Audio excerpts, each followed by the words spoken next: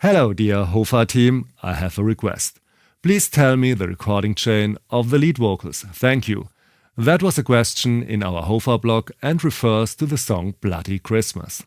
I've always tested and compared a lot when it comes to vocal recording. The signal chain I was using in this case actually surprised me a bit, but also convinced me. It's not always the most expensive equipment that works best. In this video you will hear about my recording philosophy, and I'll also run a few test tones through the equipment I used. It was easy to choose the interface. I think this topic is often overrated. In an extensive blind test of various preamps and interfaces that I did some time ago with several colleagues, there was no one who could hear any significant differences in standard operation, me neither.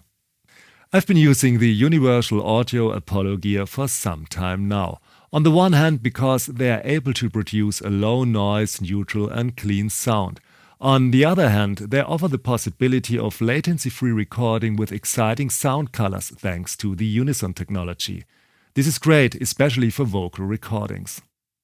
The unison preamps in the UAD interfaces are really unique and fun to use. However, a little caution is in order. Everyone who is using them will probably go through a phase when they exaggerate. The more complex devices in particular, such as the Manley Voxbox and the API channel strip, offer a wide range of possibilities.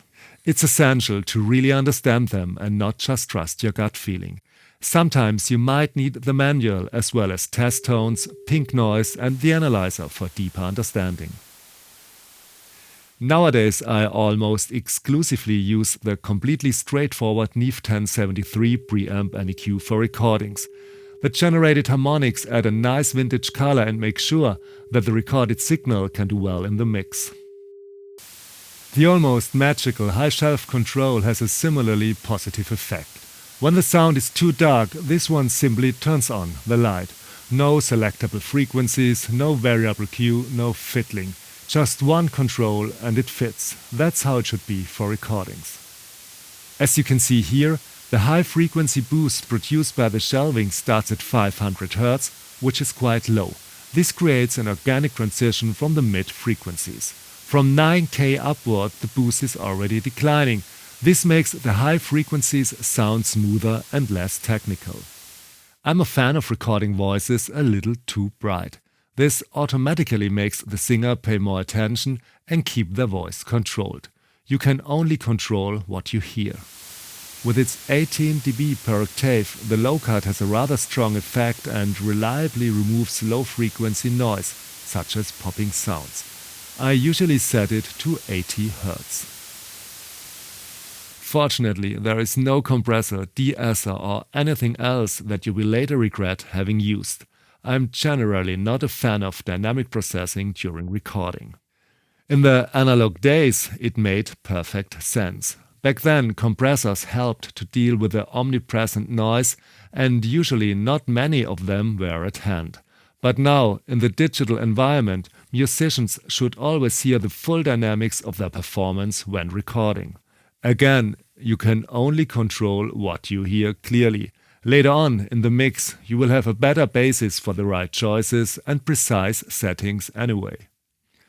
All that's missing now is the microphone. In this case it was the fairly inexpensive Biodynamic M160, a dynamic double ribbon mic. I bought this one secondhand many years ago and used it occasionally and mainly for loud electric guitars. But recently it has become my favorite mic, especially in combination with a fathead or similar inline amp. You can use it for pretty much anything. Why use an inline amp? These clever small devices boost the microphone signal by almost 30 dB. Otherwise, the output level of the 160, as with most other ribbons, would be too low for many applications. Ribbon mics have a pleasantly balanced frequency response, as resonance frequencies and partial oscillations do not color sound as much as in other microphone designs. It also handles impulses extremely well, and I really love the hypercardioid polar pattern on the 160. As far as I know, this is the only available ribbon mic with this feature. All other ribbon mics have this typical figure-8 pattern which, especially with vocals, often picks up too much ambient sound for my taste. If you like this little review of my vocal recording chain, then give it a like and click on subscribe to make sure you don't miss anything new.